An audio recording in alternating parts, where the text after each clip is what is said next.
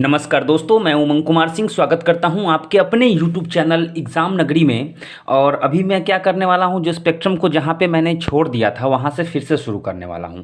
लेकिन उससे पहले एक शॉर्ट वीडियो, बहुत ही छोटा वीडियो, जिसमें हम लोग ये सब चीज़ जानेंगे कि अभी तक हमने पढ़ा क्या था आखिर में।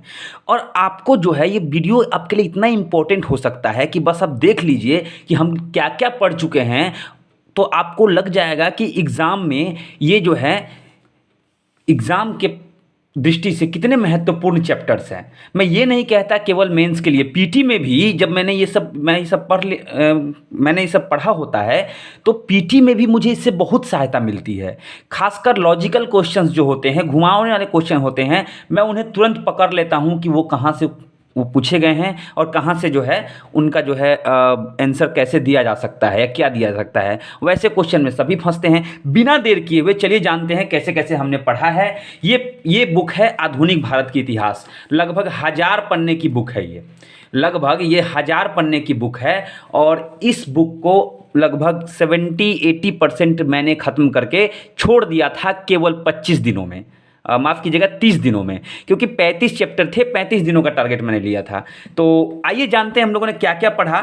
उससे पहले बता दूं कि जो नोट्स मैंने बनाया है, ये नोट्स टोटल जो बन चुका है मेरा 246 पेज का नोट्स बना है। सोचिए, तो नोट्स को शॉर्ट्स में बनाया गया है ताकि सारी चीज़ें कवर हो जाए और आपको जो है ज़्यादा से ज़्यादा लिखना नहीं पड़े, कॉपी पेस्ट नहीं करना पड़े। इंपॉर्टेंट चीज़ों को मैंने इसमें समाहित किया है। नाम है भारत का आधुनिक इतिहास तथा भारतीय संस्कृति। चलिए, पहला जो है, पहले सामाजिक धार्मिक सांस्कृतिक सुधार आंदोलन, पेज नंबर 1 से 11 के बीच में है। इसमें हमने पढ़ा है सामाजिक सुधार आंदोलन तथा उसके नेता, सुधार आंदोलन का सकारात्मक पहलू, सुधार आंदोलन का नकारात्मक पहलू। ये बहुत ही इंपॉर्टेंट होता है। सकारात्मक पहलू और नकारात्मक पहलू दोनों ही प्रश्न पूछे जाते हैं परीक्षा में। तो जैसे कि राजा राम मोहन राय, स्वामी विवेकानंद, तो ऐसे बहुत सारे जो है समाज सुधारक आए हमारे देश में। हमारे देश में जो सामाजिक कुरीतियाँ थी उनको ख़त्म किया, उनके बारे में ज़्यादा समय नहीं लूँगा। दूसरा हमने ब्रिटिश विजय के बारे में पढ़ा था। ये है 12 से 20 पेज में। अंग्रेज़ों का बंगाल विजय, प्लासी का युद्ध, बक्सर का युद्ध और बंगाल में द्वैध शासन। देखते जाइएगा, आपको बस अगर आप सचमुच में अगर आप पढ़ाई कर रहे होंगे तो आपको पता चल जाएगा कितना इम्पोर्टेंट जो है ये है और कितनी इंपॉर्टेंट चीज़ें हम लोग पढ़ चुके हैं।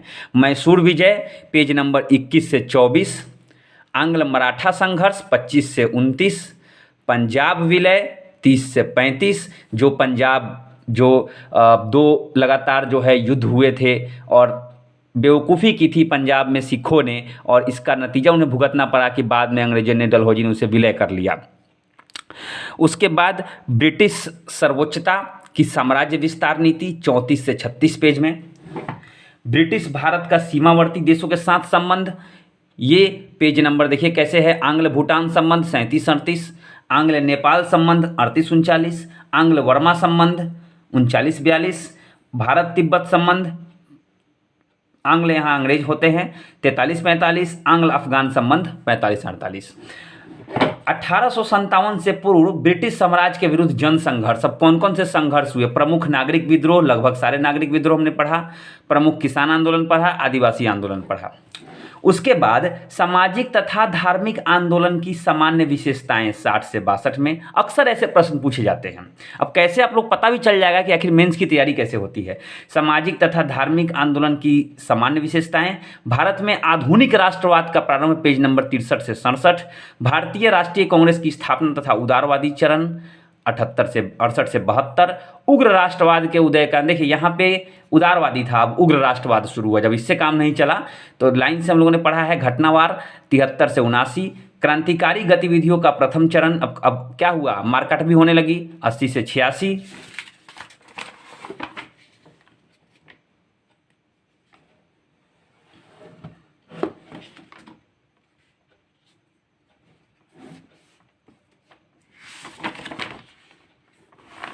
उसके बाद थोड़ा सा मैंने यहाँ सीरियल में चेंज किया है। अध्याय 3 से लगभग शुरू था आधुनिक भारत, तो अध्याय 3 से ही मैंने शुरू किया था।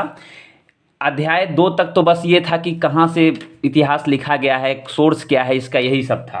स्पेक्ट्रम, भारत में यूरोपियों का आगमन, मतलब जनरली यहीं से शुरू होता है, वो सब मैंने बीच में से पढ़ लिया था। तो बीच में से हम यहाँ पे देखेंगे कि कहाँ हमने वो बीच का कौन सा पार्ट हमने वो सब पिछले पेज में पढ़ा था।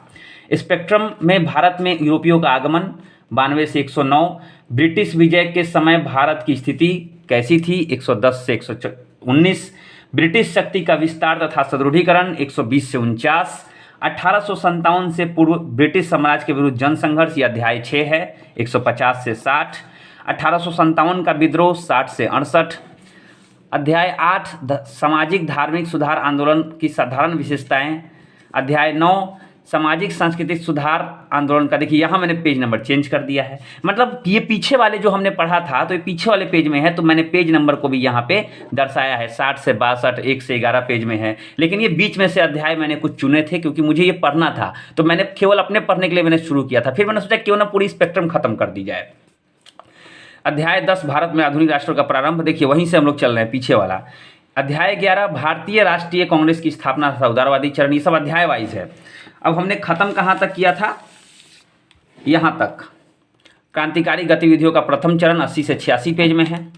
अब अध्याय 14 देखते हैं। अध्याय 14 यहाँ आता हूँ मैं। प्रथम विश्व युद्ध तथा राष्ट्रवादी प्रत्युत्तर 168 से 172 हमने खत्म किया था। यहाँ पे 149, 160, 167 पर। अब यहाँ पे फिर देखिए, फिर अब यहाँ से फिर रेगुलर हो गया, ये पीछे वाला था यहाँ से रेगुलर हो गया 168 से 72।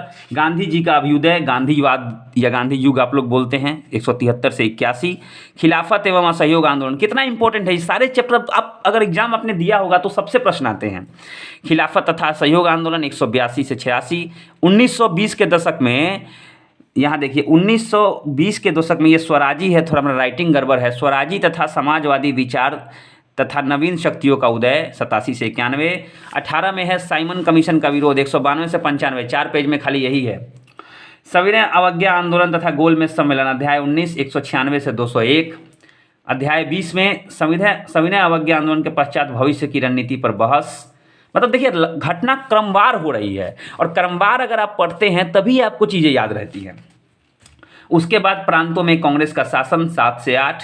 उसका फिर आ गया द्वितीय विश्व युद्ध के परिणाम, अध्याय यहाँ 22वां आ गया, राष्ट्रवादी प्रतिक्रिया 209 से 211। अध्याय 23 भारत छोड़ो आंदोलन, आज़ाद हिंद फौज तथा पाकिस्तान की मांग। अब देखिए मामला और आगे बढ़ रहा है, 212 से 215। युद्ध परांत राष्ट्रीय परिदृश्य कैसा था 16 से 21। उसके बाद आ गया स्वतंत्रता का समय, स्वतंत्रता एवं विभाजन, अध्याय 25 222 से 226। अध्याय 26 में है कि अब स्वतंत्र हो गया, अब संवैधानिक प्रशासनिक तथा न्यायिक विकास कैसे हुआ 27 से 34। फिर आगे चले, भारत में ब्रिटिश नीतियों का सर्वेक्षण कैसे हुआ, मतलब कैसी ब्रिटिश नीतियाँ चल रही थी उसका पूर्ण सर्वेक्षण किया गया, सही चीज़ों को रखा गया, गलत चीज़ों को बाहर किया गया, कुछ सुधार किए गए, उनके बारे में 235 से 239। अध्याय 27। अध्याय 28 भारत में ब्रिटिश शासन का आर्थिक प्रभाव क्या पड़ा 40 से 42। भारत में प्रेस का विकास 43 से 46, काफ़ी इंपॉर्टेंट है। अब ये भारत में शिक्षा का विकास 247 से मैंने शुरू किया था, 2 ही पेज नोट लिखा था, उसके बाद मैंने इसको होल्ड कर दिया था। तो ये 30वां चैप्टर है, लगभग 35 या 36 चैप्टर हैं इसमें, तो जल्दी इसको मैं सोच रहा हूँ कि क्यों ना ख़त्म कर दूँ। तो आप लोग अपना विचार मुझे ज़रूर दीजिएगा, आपके कमेंट का स्वागत है। और जो मैंने चैप्टर्स बताए हैं, जितने चैप्टर्स हम लोग ने दिए, देखिए मैंने एक बार नोट्स भी पलट के दिखा ही देता हूँ यार ज़्यादा। ये देखिए, ये है ना, ध्यान से देखिएगा, इस वीडियो बनाने के लिए मैंने जो है इस पेज को ऐसे लिखना शुरू कर दिया था। ये पेज नंबर 248 मैंने अभी कुछ दिन पहले ये फिर लिखा था, फिर बीच में छोड़ दिया था समय नहीं मिलने के कारण। तो ये जो है पूरा 246 पेज का नोट्स है, और इतने बड़े बड़े, इतने आराम से मैंने सारे वीडियो में इसको समझाया है कि आपको केवल समझने मात्र से ही याद हो जाएगा, और आपको लगेगा कि हाँ मैं भी अब मेंस में लिख सकता हूँ। तो ज़रूर देखिएगा सारे वीडियोस के लिस्ट, और मैंने प्ले लिस्ट में, माफ़ कीजिए, डिस्क्रिप्शन में प्लेलिस्ट का लिंक भी डाल दिया है। तो आपको बहुत ही इंपॉर्टेंट लगेगा, और आपने सारे चैप्टर देखे तो आपको लगा होगा कि काफ़ी सारी इंपॉर्टेंट चीज़ें नहीं पढ़ी है तो छूट गया है, उसको पढ़ना है, अभी भी वीडियो पड़ा हुआ है। और लूसेंट पे मैं काम कर रहा हूँ तो थोड़ा सा समय कम मिल रहा है, तो धीरे धीरे सब पढ़ लेंगे हम लोग। तो थैंक यू वेरी मच दोस्तों, जल्दी मैं स्पेक्ट्रम को है कंप्लीट कर दूंगा। Thank you.